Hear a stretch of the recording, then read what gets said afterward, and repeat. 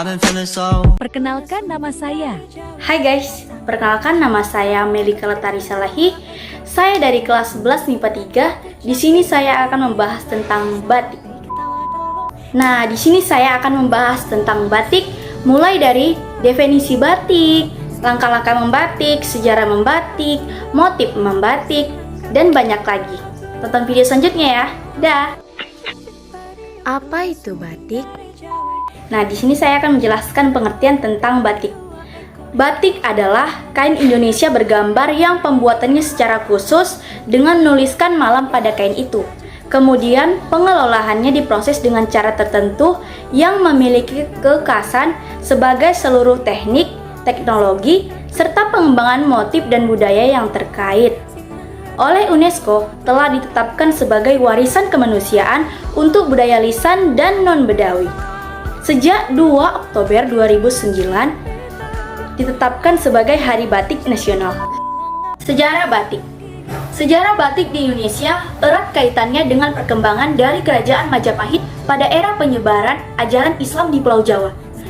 Menurut beberapa catatan, pengembangan dari batik banyak dilakukan pada zaman Kesultanan Mataram, kemudian berlanjut pada zaman Kesultanan Surakarta serta Kesultanan Yogyakarta. Keberadaan dari kegiatan batik tertua di Indonesia diketahui berasal dari Ponorogo dan bernama Wengker. Sebelum akhirnya pada abad ke-7, kerajaan di Jawa Tengah belajar batik dari Ponorogo. Batik merupakan kain yang dilukis dengan menggunakan cairan lilin malam dengan menggunakan sebuah alat bernama canting. Dengan lilin dan canting tersebut, para pengrajin menggambar dan melukis sebuah kain hingga membuat kain tersebut bernilai tinggi. Batik telah ada sejak zaman kerajaan dan terus berkembang hingga sekarang.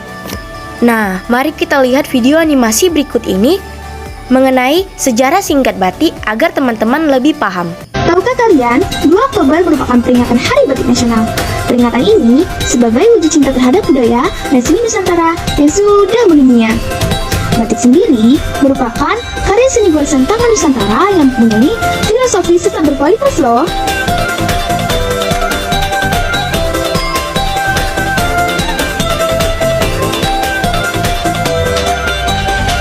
Batik juga mempunyai banyak ragam jenis yang mengandung estetika serta unik.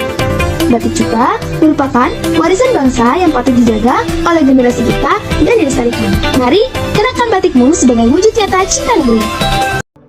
Sumber lain menjelaskan bahwa batik adalah kerangka gambar pada batik berupa perpaduan antara garis, bentuk, dan desain menjadi satu kesatuan yang mewujudkan batik secara keseluruhan. Motif batik disebut juga corak batik atau pola batik.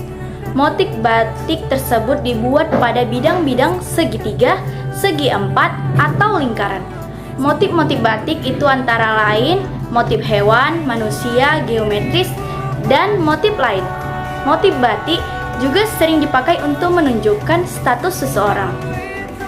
Ada banyak motif batik yang menjadi ciri khas terhadap suatu daerah-daerah Indonesia. Berikut ini ragam motif batik Indonesia. 1. Motif batik keraton dari Yogyakarta. Batik keraton asal daerah istimewa Yogyakarta memiliki motif yang kental akan unsur kekeratonan dan kesultanannya. 2. Motif batik Mega Bandung Cirebon. Memiliki motif yang cukup sederhana dengan gambar awannya, batik Mega Bandung tetap berkesan mewah. Motif ini sangat cocok dipakai orang tua maupun anak muda. 3. Motif batik 7 rupa dari Pekalongan. Umumnya, batik Pekalongan berbentuk motif hewan atau tumbuhan. Motif-motif tersebut diambil dari berbagai campuran kebudayaan lokal dan etnis di Cina. 4. Motif batik gentongan dari Madura. Warna batik gentongan biasanya berwarna terang seperti merah, kuning, hijau, atau ungu. 5. Motif batik piring sedapur dari Magetan. Motif batik piring sedapur dari Magetan punya ciri khas yang simpel dan tetap elegan. Motif yang dipakai adalah motif bambu sehingga sering juga disebut sebagai batik piring. 6. Batik Betawi. Batik Betawi kerap dipertunjukkan dalam pameran kebudayaan Betawi atau digunakan pada acara-acara bergensi seperti Abang None Jakarta. Ketujuh, motif batik slogan atau Solo. Motif batik slogan dari Solo sudah ada sejak zaman nenek moyang orang Jawa beberapa abad yang lalu. Batik ini didominasi warna coklat muda dan memiliki motif khas seperti bunga dengan aksen titik-titik atau lengkungan garis. 8. Motif batik Bali. Selanjutnya ada motif batik Bali yang juga tidak kalah populer dan cantik. Motif batik Bali banyak terinspirasi dari berbagai hewan seperti kura-kura, burung, bangau, dan rusa. 9. Motif batik Parang dari Jawa. Motif batik Parang merupakan batik dari Pulau Jawa. Kata perang berarti perang atau miring. Disebut miring karena motifnya yang menyerupai huruf S yang miring. Motif kain batik yang satu ini termasuk paling tua di Indonesia. 10. Motif batik Kawung dari Jawa Tengah dan Yogyakarta. Motif batik Kawung ini berasal dari Jawa Tengah dan Yogyakarta. Motif ini terinspirasi dari buah kaung atau buah kaling yang disusun menjadi 4 sisi berbentuk lingkaran. Alat dan bahan. Yang pertama, kain mori. 2. Canting. 3. Malam atau lilin batik. 4. Jet pewarna. 5. Wajan dan kompor kecil. 6. Gawangan. 7. Dingklik. 8. Taplak atau alas. Meja atau alas untuk menggambar. 1. Batik tulis atau canting. Teknik pembuatan batik tulis atau canting adalah metode paling tua dan tradisional. Proses pembuatan batik masih menggunakan alat canting tradisional yang diisi dengan lilin panas sebelum digunakan untuk menggambar pola di atas lilin. 2. Batik cap. Teknik pembuatan batik cap muncul sekitar abad ke-20. Metode ini tidak menggunakan canting, melainkan cap yang terbuat dari tembaga berukuran 2 x 20 cm. Bagian tengah cap memiliki motif ukuran batik. Stempel akan dicelupkan ke dalam cairan malam, lalu ditekan dengan keras di atas kain. Proses pembuatan batik dengan metode cap tergolong modern. Cara pembuatannya sama seperti saat kita menggunakan stempel. Kelebihan dari metode ini adalah membuat proses pengerjaan batik lebih cepat. Proses pembuatan batik cap hanya memakan waktu 2-3 hari tergantung luas kain tersebut. 3. Batik kombinasi. Batik kombinasi adalah perpaduan antara batik tulis canting dengan batik cap. Teknik pembuatan batik ini diciptakan untuk menyempurnakan hasil batik cap yang hanya bisa membuat motif besar. Detail motif yang ukurnya lebih kecil kemudian ditambahkan menggunakan canting. Meskipun menggunakan canting, namun kualitas batik kombinasi masih setara dengan batik cap. 4. Motif batik ikat celup atau tidle. Teknik pembuatan batik dengan metode ikat celup juga tergolong modern. Teknik ini banyak digunakan untuk membuat batik lebih berwarna-warni.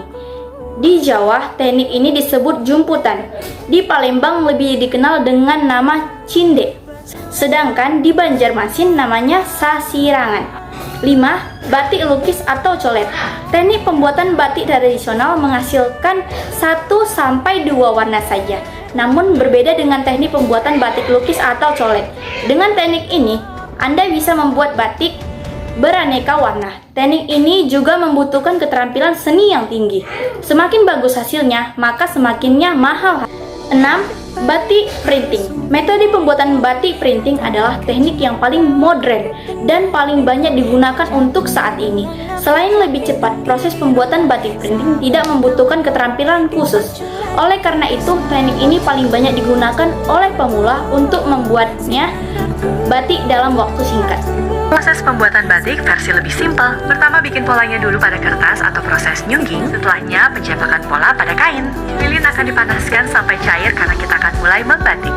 Setiap garis polanya akan ditutup dengan lilin menggunakan canting seperti ini. Terus penambahan ornamen atau isen-isen.